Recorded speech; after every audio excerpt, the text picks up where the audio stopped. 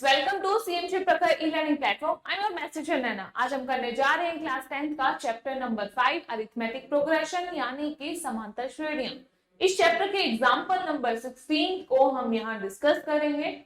So example number 16 है आपका, a manufacturer of TV sets produce 600 sets in the third year and 700 sets in the seventh year. Assuming that the production increases uniformly by a fixed number every year, you have to find the production in the first year, the production in the 10th year and the total production in the first 7 years. अगर हिंदी में बात करें तो TV सेटों का निर्माता हर तीसरे वर्ष में क्या कर रहा है, 600 टीवी सेट बना रहा है, फिर 7वें वर्ष में वो 700 टीवी सेट्स का उत्पादन कर रहा है, यह मानते हुए कि वह प्रत्येक वर्ष उत्पादन में एक समान रूप से निश्चित संख्या में वृद्धि कर रहा है। तो हमें ज्ञात करना है प्रथम वर्ष में उत्पादन कितना होगा, फिर 10वें वर्ष में उत्पादन कितना होगा और प्रथम 7 वर्षों में कुल कितना उत्पादन होगा। तो ये 3 पार्ट हमें यहाँ डिस्कस करने हैं। तो सबसे पहले हमें ये देखना है कि गिवन वैल्यूज क्या हैं। हमें ये बोला गया है कि तीसरे ईयर में मतलब थर्ड ईयर में आपको कितने प्रोडक्शन गिवन है, यहाँ पे 600 सेट्स का प्रोडक्शन गिवन है। तो यहाँ पर वैल्यू गिवन है A3 इज इक्वल टू 600। फिर 7वें साल में कितने प्रोडक्शन हो रहा है 700, तो यहाँ पर A7 हो जाएगा 700। तो ये 2 वैल्यूज गिवन है, इसके अलावा हमें यहाँ पर कोई भी वैल्यू नहीं गिवन है। तो ऐसे केस में हम क्या करेंगे, इन्हीं वैल्यूज की हेल्प से एक एपी फॉर्म करेंगे। और वो कैसे करेंगे, हमें ये पता है कि A3 क्या होता है A प्लस 2D, यानी कि अगर मैं फॉर्मूले की बात करूं AN is equal to A plus N minus 1D, ये फॉर्मूला होता है। अब यहाँ पर हमें A3 गिवन है यानी कि N की वैल्यू 3 गिवन है। सो यहाँ पर बाकी सब वैल्यूज एज इट इज रहेंगी और N को हम 3 पुट कर देंगे। तो यहाँ पर A3 is equal to A plus 3 minus 1D, तो ये हो जाएगा A प्लस 2D। तो यहाँ पर हमें क्या गिवन है A plus 2D is equal to A3, यही वैल्यू बन रही है। अब हमें A3 की वैल्यू पता है, वो क्या है 600। सो यहाँ पर A3 की जगह उसकी वैल्यू पुट कर देंगे तो आंसर आएगा A plus 2D is equal to 600। तो ये आपकी क्या बन गई, एक लीनियर इक्वेशन बन गई यूज A3। ओके, तो ये आपकी फर्स्ट इक्वेशन है। सेम वे में हम A7 की हेल्प से भी सेकंड लीनियर इक्वेशन बनाएंगे। और हमें ये पता है चैप्टर नंबर 3 में हमने सीखा था जब 2 लीनियर इक्वेशंस होती है तो वहां से हम A एंड D की वैल्यूज, वहां पर हम X एंड Y की वैल्यूज लेते थे, यहाँ पर हम A एंड D की वैल्यूज निकाल सकते हैं। तो अब A7 से हम सेकंड इक्वेशन बनाएंगे। सो A7 क्या होता है A plus 7 minus 1D is equal to A7 होता है। A7 की यही फॉर्मेशन होती है। अब यहाँ पर 7 माइनस 1 हो जाएगा 6D is equal to A7 की जगह हम उसकी वैल्यू पुट कर देंगे 700। तो ये आपकी सेकंड इक्वेशन बन गई, सेकंड लीनियर इक्वेशन। अब आपके पास 2 लीनियर इक्वेशंस है, 2 वेरिएबल्स है यहाँ पे A एंड D, तो हम इन दोनों इक्वेशन से A एंड D की वैल्यूज निकाल सकते हैं। अब यहाँ पर हम कोई भी मेथड यूज कर सकते हैं जो हमने चैप्टर नंबर 3 में सीखे थे, और मैं यहाँ पर एलिमिनेशन मेथड का यूज करूंगी A एंड D की वैल्यूज को निकालने के लिए। तो सबसे पहले हम इन दोनों इक्वेशंस को साइड में लिख लेते हैं। सो आपकी फर्स्ट इक्वेशन है A plus 2D is equal to 600। Second equation है A plus 6D is equal to 700। This is your first equation and this is your second equation. अब हम एलिमिनेशन मेथड का यूज करेंगे यहाँ। तो यहाँ लिखेंगे हम बाय यूजिंग एलिमिनेशन मेथड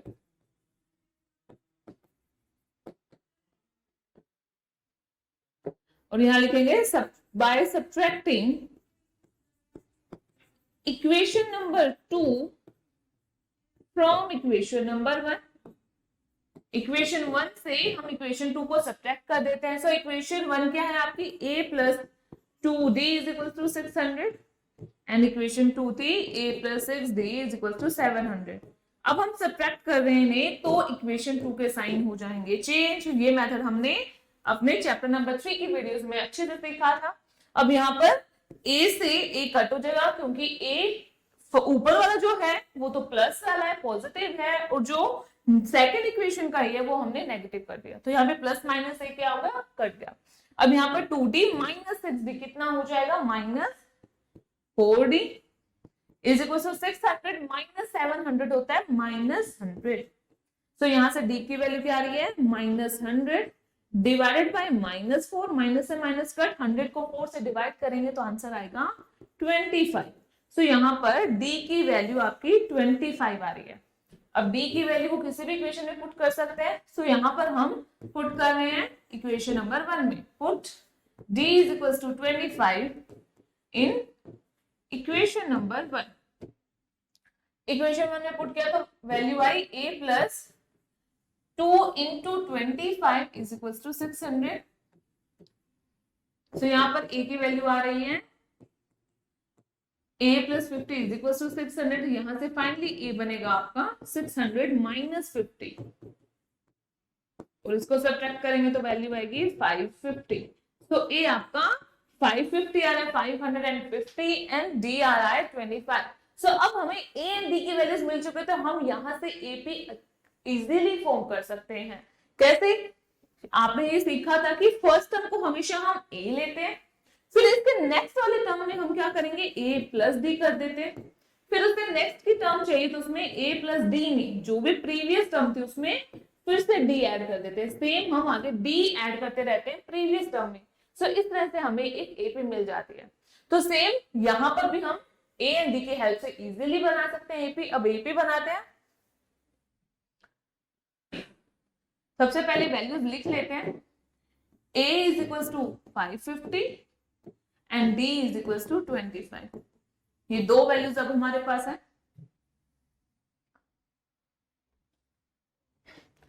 अब यहां पर अगर हम फर्स्ट पार्ट की बात करें तो फर्स्ट पार्ट में क्या पूछा गया था, the production in the first year.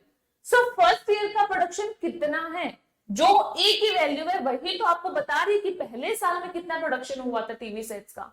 So basically A1 आपका हो जाएगा इक्वल्स टू A, और A की वैल्यू हमने फाइंड की थी 550। सो यहाँ पे फर्स्ट पार्ट का आंसर हो गया। अब आप लिखोगे therefore the production of TV sets in the first year is 550। सो पहले साल में 550 टीवी सेट्स का प्रोडक्शन हुआ है, उत्पादन हुआ है। इसके बाद अगर सेकंड पार्ट की बात करें तो क्या पूछा गया आपसे, the production in the 10th year.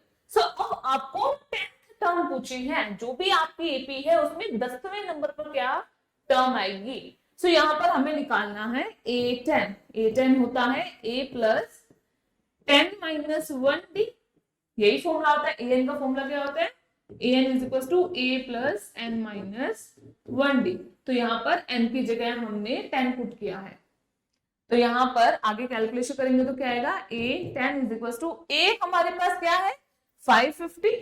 So value put की, प्लस 10 माइनस 1 हो जाएगा 9, D आपके पास है 25। सो ये वैल्यू बनेगी 550 प्लस 225।